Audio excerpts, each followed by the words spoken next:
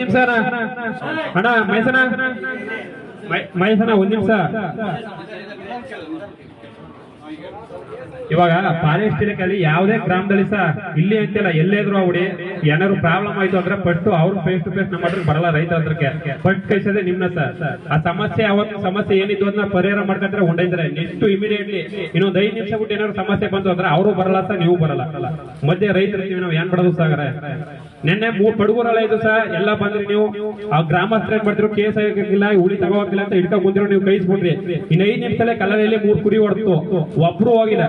ಫಾರೆಸ್ಟ್ನವರು ಯಾರೋ ಹೋಗಿದ್ದಾರೆ, 5,000 ರೂಪಾಯಿ ಕೊಡ್ತೀನಿ ಅಂತ ಅಂತಿದ್ರೆ 10,000 ರೂಪಾಯಿ ಕುರಿಗ 5,000 ರೂಪಾಯಿ ಕೊಟ್ರೆ ರೈತ ಏನ್ ಮಾಡೋದು ಸರ್. ಇದ್ರೆ ಪೊಲೀಸ್ನವರು ಅದಕ್ಕೆ ಪರಿಹಾರ ಜೋಗ್ಸಕ್ಕೆಂದು ಆಗಲ್ಲ. ಇದ್ರೆ ಫಾರೆಸ್ಟ್ನವರು ನಾವು ಹೇಳಿದ್ರೆ ಬರಲ್ಲ. ಅಪ್ಪಿ ತಪ್ಪೇನಾರು ನಾವು ಗಲಾಟೆ ಮಾಡ್ತಾ ಅಂದ್ರೆ ನೆಕ್ಸ್ಟ್ ಟೈಮ್ ನೀವು ಬರ್ತಿದ್ದೀರಿ. ಈಗ ಮಧ್ಯೆ ನಾವು ರೈತರು ಏನ್ ಮಾಡೋದು ಸರ್. ಇಲ್ಲ ಆ ಸ್ಪಾಟ್ಗೆ ನೀವು ಬರಬೇಡಿ, ಇಲ್ಲ ನೀವು ಬಂದು ಅಂದ್ರೆ ನೀವು ಪರಿಹಾರ ನಮಗೆ ಕೊಡಿ. ನಾವು ಫಾರೆಸ್ಟ್ನವ್ರು ಕೇಳಲ್ಲ. ಈಗ ಮಧ್ಯೆ ನಾವು ರೈತರು ಇದೀವಿ ಸರ್, ಏನಾದ್ರು ಸಮಸ್ಯೆ ಬಂತಂದ್ರೆ ಮಧ್ಯೆ ಶಿಕ್ಷದೆ ನಾವು ನಿಮ್ನ, ಅವ್ರು ಫಾರೆಸ್ಟ್ನವ್ರು ಶಿಕ್ಷದೆ ನಿಮ್ನ. ಮಧ್ಯೆ ನಾವು ರೈತರು ಇದ್ದೀವಿ, ನಾವ್ ಏನ್ ಮಾಡೋದು ಸಾಗರ. ಅವ್ರ ಸಮಸ್ಯೆ ಮುಗಿತು ಅಂದ್ರೆ ಇಮಿಡಿಯೇಟ್ಲಿ ಅವ್ರು ಹೊಂದಿದ್ದಾರೆ, ನೀವು ಬಂದ್ಬಿಡ್ತಿದ್ದೀರಿ. ಎಷ್ಟು ಸಮಸ್ಯೆ ಏನಾದ್ರು ಫೋನ್ ಮಾಡ್ತಾ ಅಂದ್ರೆ ಅವ್ರು ಆ ಸ್ಪಾಟ್ ಬರಲ್ಲ.